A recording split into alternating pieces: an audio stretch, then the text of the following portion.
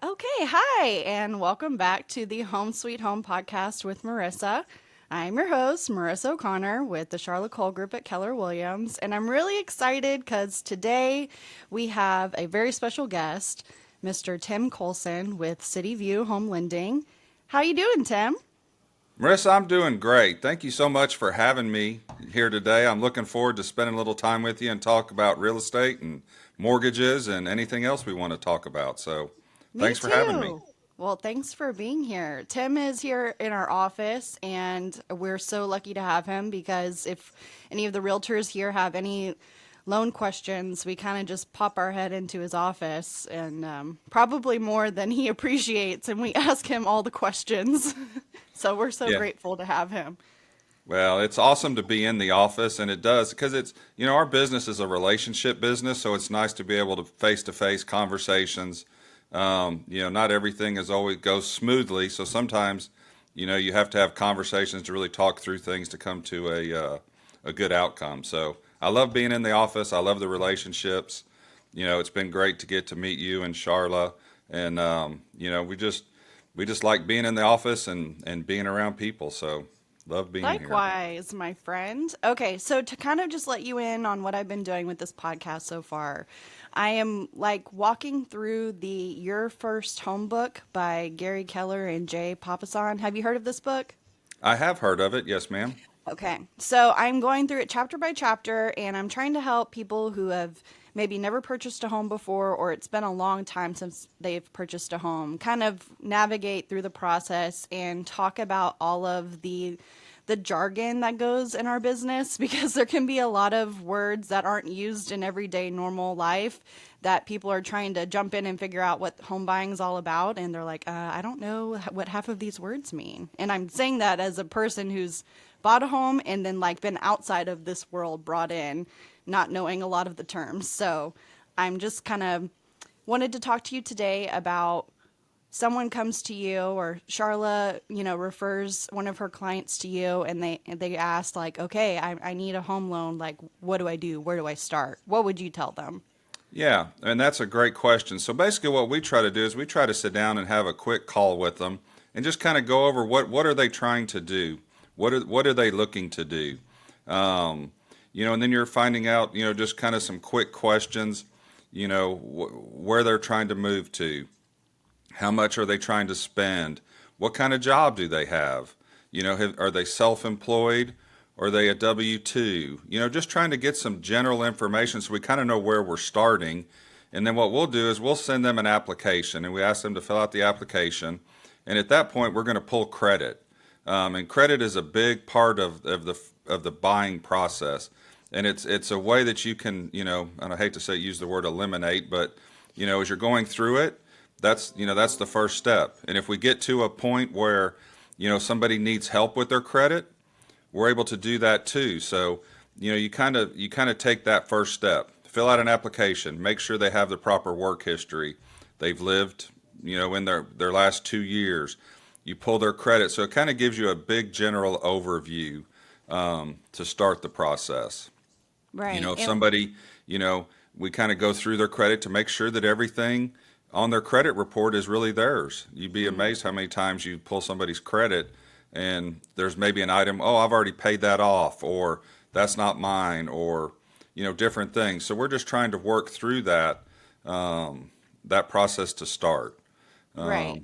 Uncovering what you need to figure out to kind of get the ball rolling. Right. And So, that's why it's important to get with a lender early so you can right. kind of go through that, because if you need to fix something, pay something off, do something, you want to give yourself a little time. The Mm-hmm. hardest thing to do is somebody goes out and finds a home, they're not pre-qualified, and then all of a sudden their credit's not great. Well, they end up being very disappointed. You know, Being able to try to get somebody really qualified to buy a house, and then they can go out and shop with confidence. Y'all can take them out knowing they can afford this house, and in a range. We don't, everybody's like, well, how much can they afford? Well, sometimes how much they can afford isn't exactly what they want to spend. So, Absolutely. educating the client, yeah, you can afford this number. Are you comfortable with that? Really trying to understand what the client needs, and trying to give them the right loan to help them get in the house and do the right things for their family. So, Absolutely. That's one um, of the first things I talked about in the financing episode that I did solo, which was scary without you, Tim. I bet you did awesome. I talked about budgeting, and if the number that your lender provides you is not necessarily maybe the amount that you want to spend. Right. So something that I talked about in that episode too was making sure you're working with a lender that is helping you to reach your goals and help you do the best thing for you. Yeah. Because at the end of the day, you have to live with this purchase and you have to be sustainable with it. And, we never want to put anyone in a bad situation. And that's what I like about working with Tim is because he really is putting customer and client needs first before his own. And I respect that a lot. Well, thank you for that. Yeah, and I mean, it's a scary process to go through because most people don't do it that often, and things change, and the Absolutely. dynamic changes, and even once you buy a house, things change. Tax rates go up, insurance goes up. So, really trying to explain the whole process to somebody as they're budgeting what they can really afford, and knowing what's going to happen down the road. You can't predict things, but you can go, hey, your taxes potentially could go up or different things, just so they understand the whole process. So once we pull their credit, we kind of get them situated. We kind of start going through, verifying income is always a challenge. If somebody's a W-2 employee, just a straight salary, it's very simple. You just get W-2s and go on. Somebody's Right. self-employed, now we're looking at tax returns. Tax returns can be challenging for a mortgage person because accountants do their job trying to get their clients not to pay a lot in taxes, but then that gives us less income to use. You can have somebody that makes a lot of income, but on paper, they don't show they make a lot, and we have to use that lesser amount. So there's things that we can do, and there's programs to help those kind of people. But so you're working through that whole process as well. So it's, Okay. credit score, verifying income, and really trying to work in their budget. What are they looking and what are they shopping for? And then Right. trying to find the right program to help them. Right. And what would you say to a new home buyer or even a person who's it's just been a long time since they bought a home? They're hesitant about entering the market right now. They're scared to get started. They're nervous about the whole process. What would you say to them? Well, I mean, I would just basically tell them if you really are interested in buying a home, it's a great time to buy a home. You know, home prices are not going down right now. Everybody thought, hey, when the interest rates went up, pricing would go down. Well, the inventory is still so low. So if you and your family really want to get into a home, find a home that fits your budget and get into that home. Two things can happen. Interest rates keep going way up. You're like, hey, I got a great rate, even though it could be a 6 or 7% rate. And then the opposite can happen. You get into the house, after a few months, rates go down, you can always refinance. So you can always get a lower rate and help save yourself some money. If somebody's in a situation where they weren't able to put 20% down and still have mortgage insurance, hopefully maybe their house, the value's increased. They're able to maybe take some of that mortgage insurance away. So there's a lot that goes on, but I would just tell people if the best thing for your family is to buy a home right now, I would buy a home, and then those other things can help later on, refinancing, being able to get a more equity in your house because the prices of homes continue to go up, especially in our market. You know, is it 2%? Is it 3%? Whatever that number is, well, you start calculating it out over a few years, it's a substantial amount of money that you've left on the table in equity in your house. Right. So if Renting somebody really, versus owning is a big, you yeah, know. and 100%, every family is different. Every person is different. Everybody has a different scenario, and that's why you really need when you work with a lender is make sure somebody's really working for you and Mhm. not just trying to help jam. Sometimes people get jammed into deals that really aren't the best thing for their family. They Right. wanted a house, then they get in the house and they realize, oh, I didn't realize this, and now it's really overextended them, and it creates a problem. So Right. We don't want that. No, you don't want that. And, and there's unforeseen things that happen sometimes that nobody, Yeah. the way the economy is, jobs, but you want to try to make sure that somebody's making a sound financial decision that's going to best help their family down the road. Um, Right. you That's the know, most rewarding part of our job a is hundred getting to percent. see the long-term effects, helping repeat clients and, getting just adding them on Facebook and seeing them with their pictures of their family in their home next to their Christmas tree. And, it's so special. And I think that's like the most fun I have is like looking for homes is fun. But when you find the home, that's like my favorite part.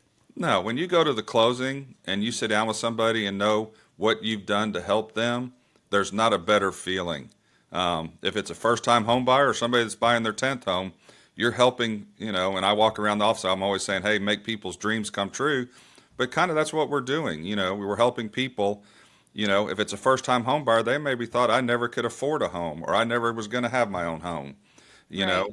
So just being able to help people and really educate them and just giving them that experience of home ownership is so important. It's kind of one of the major ways to create wealth in our country. So, Yes, absolutely. Okay, so we've gotten your person who's hesitant. You've called them, you've talked to them, you've reassured them that you're just going to get the process started with them and figure out where they are. They end up being pre-approved for a certain amount, and now they're out looking at homes with their realtor. They find a home they want to put an offer on, and then what happens now? yeah, and that's a great question. So I'm going to take one step back. So you're out with Yeah. somebody, you're looking at buying. What we try to do is if you find a house that they really are interested in, we want to make sure that we're looking at their taxes Mm, because when we pre-qualify somebody, depending on where you're going, the tax rate can be substantially different in different subdivisions. So, we might have pre-qualified them off of this number. Well, now you've taken them to another area and the price is higher. So we just want to look at that. So when we're giving you that pre-approval letter, that mm-hmm. we really are confident that we've calculated everything we need to calculate. Okay. So when you're out with them, even though they were qualified for 400,000, we want to make sure that the tax rate, even if you did, kind of pre-quoted out insurance on a property, is it in a floodplain? All those things calculate into something. My job is to make sure we don't have surprises at the end. Mm. Somebody gets in a house and all of a sudden, oh, you're not qualified because this is in a floodplain, or we should be able to find that out in the beginning. Right. Right. Um, so, our thing is when you got somebody out there and they're excited, we're taking calls on weekends. We're sending out pre-approval letters, based on a certain criteria. Hey, we're kind of maybe thinking about this house. What's the tax rate? You're an expert in it. You know the tax rate. We're kind of talking through those things during the process. Uh, Right. and then once they kind of you know, get themselves in a spot where they find a home, y'all make an offer. Obviously, there's negotiations going back and forth, different things, option periods. Our job's to be there and be their advocate for the loan process. So, uh, Right. And working with you before with Charla, one thing I really appreciated that you did as a lender was that when we would submit an offer on a home, we'd send the pre approval letter and everything with the contract and the offer. And you would also follow it up with an email and say, hey, I'm working with these people. I'd be happy to answer any questions you may have to the listing agent. So yes. showing that, they're serious about purchasing the home and it's just an extra step that maybe takes like what, 3 minutes for you to do, but I think it makes a really big difference. Yeah, and we also, we'll pick up the phone and call the listing agent and just kind of say, hey, Charla or Marissa's client is making an offer. We have done all this work. We try to use a process where we get a verified approval ahead of time, which means an underwriter's already underwritten their loan, meaning they've checked their credit, they've checked their assets, they've checked their income. So we're shopping with confidence. And that's Right. really what you want to do. You want to shop with confidence. I can get on the phone and talk to that listing agent and say, I am very confident that our client is well qualified, but also that we can close in a very timely fashion. I don't ever like to overpromise and underdeliver. I want to do the opposite. Right. So, you know, you want to make sure when you tell somebody you can do something, you can do it. You're setting up expectations. When somebody's moving into their home, they're setting up a mover, and so you don't ever want to miss a closing date. Do things happen sometimes? Absolutely. But our goal is to try to do as much on the front side. That way, when we get to the end, things run smoothly and we close on time, if not Yes. early. Right. So, And hopefully, the people listening to this can understand and appreciate all of that work that's being done at the front end. While it may seem tedious, maybe at first, to the person who's just ready to jump out and go look at all the open houses, that we're really doing this with purpose, like Tim is saying, and that you want to have that confidence that when you do finally go out and look for homes with your realtor, that it's like, I found the one, and I'm feeling my chances are pretty good that I'm going to win this offer. So that's just setting people up for success. And generally, like, I'm a very competitive person. I like to, like, it becomes kind of like not a game because it's people's livelihoods, but I'm like, I want to win, and I want to win these offers. And the way to do that is to do all of the legwork, like Tim is talking about first. yeah, I and hope you know that what, sounds Marissa? okay. The thing about it is when, our job is a service job. It's customer Hmm. service. It's helping your client. It's being their advocate and really understanding because potentially it's their first time they bought one. Even if it's their fifth or sixth, the process is maybe a little different, or it's such a stressful time, and you want to try to bring some calmness to the whole situation. And for me, it's all in preparation. And you're right. I mean, it's getting a client to maybe give you a little extra information. That way, you know exactly where you are. I mean, it happens to us all the time. Oh, I was working with another lender and they didn't do this, and now they're telling me this doesn't work. And Mm, then, I'm getting the question, well, what do we need to do? How do I help them?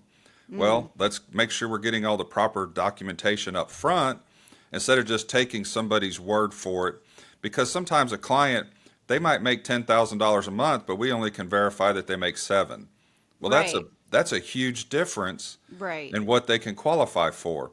Just because people make money doesn't mean they always qualify through the verification process. So that's why we're trying to dig in and really get as much information, get the verified approval. That way you're shopping with confidence when we're telling another listing agent, because it's your reputation too, it's my reputation.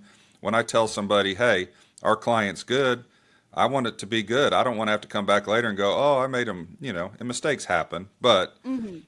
we want to shop with confidence, and we want to be upfront and really let the client know that they're solid. They're Mm, good. Go find the house of your dreams and don't have to worry about all the other stuff. right. Okay, My thing so is at the end, I want somebody to tell me this process was so simple. It was yes, you easy. laid it out for me so great. I'm Right. gonna recommend you to everyone I know, Right. everyone that I And meet. that's That's our the goal. business. Our business is referral business. Right. And I sit here in the office and I can't afford for you or anybody else to really have bad experiences with me because word of mouth, I want people to be talking about, oh, they did a great job, and then that helps me with the next agent. Or, man, they got my deal closed in however long. There again, you don't want to overpromise, but if you're able to put pieces together early, that maybe gives you a benefit when you go to negotiate with the listing agent. Hey, we're already pre-underwritten. We can close this thing in whatever time frame. Now, that's something that you should be discussing with your lender because you don't want to leave yourself out there hanging that you Mm. promise something then you can't deliver. So, Right. Setting great expectations. And if you're listening to this and you're working with a realtor or a lender, ask those questions. I mean, we're happy to help. We're happy to help and answer any and everything because we know, like we were saying, this process can be a little overwhelming. So don't be afraid to ask questions. yep, And just communication is key, I would say. When 100%. you're getting things to your lender in a timely fashion, they're able to do their job quicker and faster, which is going to be able to get you in that home quicker. And Yeah. it'll just be Well, better and, overall. and it's a very stressful situation. You're probably making the largest purchase of your life, so you're already nervous and a little bit scared. I don't care who you are. So Right. then it's like if you're adding pressure, I don't want to do that. I want to do the other way. Hey, let's talk through this. We need these items. As soon as we get them, we can calculate things for you. Because there's nothing worse, and we see it all the time where people get approvals and then, oh, it doesn't work. I mean, I had a call yesterday from somebody that got a pre-approval from somebody else, and they came back 2 weeks before the closing and said, oh, sorry, we didn't calculate your stuff right. Ouch. And now we're in a spot where how do we help? Right. And a lot of times people just, they didn't get the right advice up front, and there's nothing you can do, or there's times where you can help. Different programs, different things that you can try to do to help somebody. So, Well, I know, I'll say it again. Tim has helped us many a time, and grateful to have you. And I recommend you to any and everyone listening to this right now, whoever it may be. Tim well, is a Marissa, great I gentleman. appreciate y'all, and y'all have been a real bright spot for us. Because sometimes you work and you're not, you may be in an office by yourself or whatever. It's so nice to just sit down sometimes, and we don't even really talk about work. We're kidding around about other things, or you Right. really get to know people and really build a relationship. Because really, our business can be transactional. I don't like that. Hmm. I like to have a relationship with the people I'm working with, and really, it's important, just not make it a transaction. Right. Let's have a relationship. Let's try to, do the right things for people. So, Absolutely. um, I had another quick question if you have a couple minutes. I have as Um, much time as you need today. could you talk a little bit? Okay, so let's say that we've won the offer. Uh-huh. The seller has selected us to be the buyer.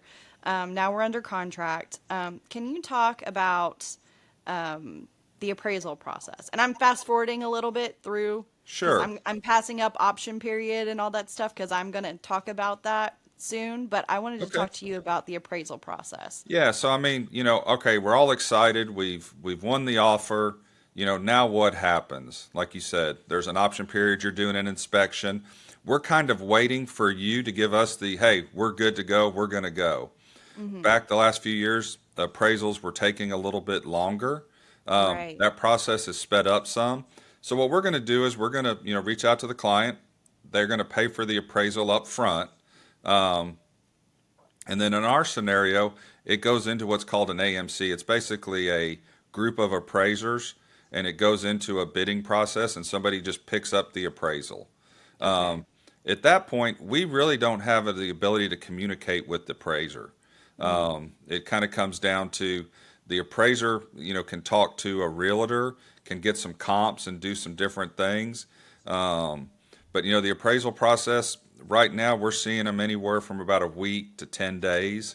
A couple of them are getting quicker, a couple a little That's pretty longer. quick. Yeah, and a lot of it depends on the property. Mm. Is there other comps in the area that they can use that helps speed up their deal? Or is it a piece of property that's way out and all of a sudden there's not as many comps and it's a huge property? And a lot of appraisers, won't take that job because it's a lot of work Mm. to do that. So, the basic thing is we're trying to keep all the process going, collecting any other information we need to get from the client as we're waiting for that appraisal to come in. Obviously the key thing is we can only lend up to what the appraised number is. There's all these different tools, appraisal waivers and different things. I don't know that we want to get into that today, but our goal is that it comes in and it appraises. As soon as that happens, we're hopeful at that point that we've already cleared all the other conditions and we get that appraisal. The lender is basically approving the appraisal and we move on to the closing table. The appraised value is tricky in a lot of Mm. scenarios depending on, you know, they're looking at measurements of homes. That's a big thing. Well, this house is 2,000 square feet. Well, the appraiser goes out and measures it at 1,800. Or do they Mm. measure it at 2,200? Or, there's a lot of things that go into an appraisal. Right. And human error takes place A among 100%. everyone. And like I said, we don't really have the ability to sit down and talk to the appraiser. We can't go, hey, this property is selling for this. Let's make sure we hit that number. Um, Right. That would be so unethical. yeah. So, our job is to, collect all the data, get the information, make sure the appraisal is ordered in a timely fashion. So we're not waiting on it for closing because sometimes it does take a little longer based on Hmm. what scenario you're in. Where's the property?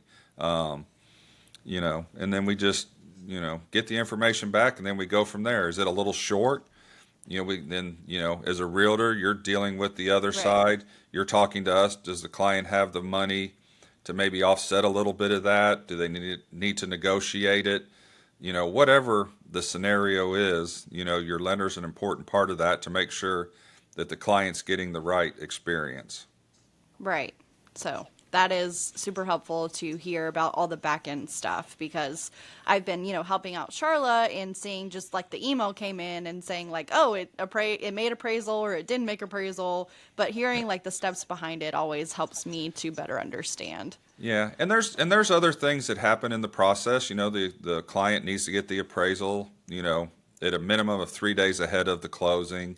They can Yes. sign a For waiver the and contract. that goes away. But, there's just being on top of things and understanding the process is so important because there is a timeline to this whole thing.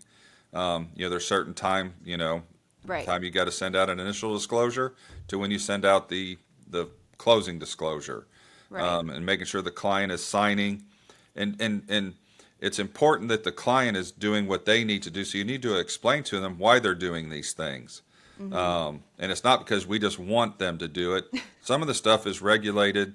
I mean, we're a regulated business, so we have certain criteria that we have to follow. And it's not always the most friendly, especially if you get into a little bit of a jam and you're trying to help somebody. I can't speed things up and I can't slow things down sometimes. The timing is what it is. So that's why preparing up front is so important. So you can overcome any of those objections that might come up later.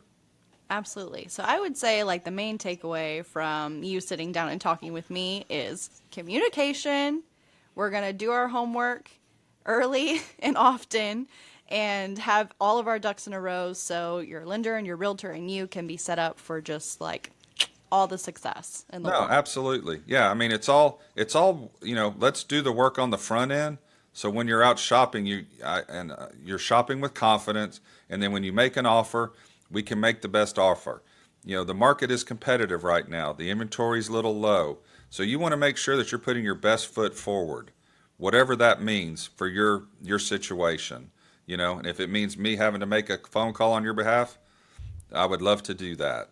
But if I don't have the information and I'm not 100% confident, it's my reputation as well. So I don't want to be going telling people something, but the client hasn't fulfilled their side of the bargain. So, make sure you talk to a lender early. You make sure because there's little things that can happen. I mean, we have some people on our board right now that are probably 6, 8 months, a year away from buying, but they wanted to, where's my credit? What do I need to work on? Do I need to go to a credit repair place? Am I good? Do I need to pay off some debts? Do I need more money? Cash to close is a big thing. Just because you're putting 10% down or 20% down, there's also closing costs that goes into that. So, explaining to people what that really means and what are those for. A lot of times people think, oh, the mortgage guy's just making more money. The closing cost really is not us making money. You're paying your Right. taxes, you're paying your insurance, you're setting up your escrow accounts, and different things like that. So really explaining to somebody, what are the costs, what am I really paying for, and why am I paying for it? Right. And so don't count yourself out if you've not talked to a lender, if you think that you can't purchase a home. Like Tim is Right. saying, talk to a lender, figure out a plan, because home ownership is totally doable, and a lot of lenders have different programs.